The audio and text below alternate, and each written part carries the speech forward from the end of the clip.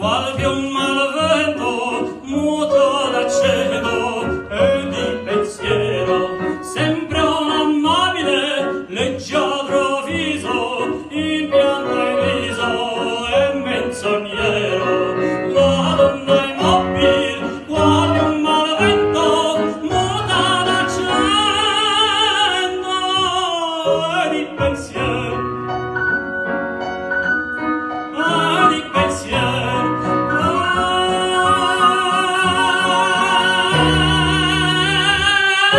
Di pensiero.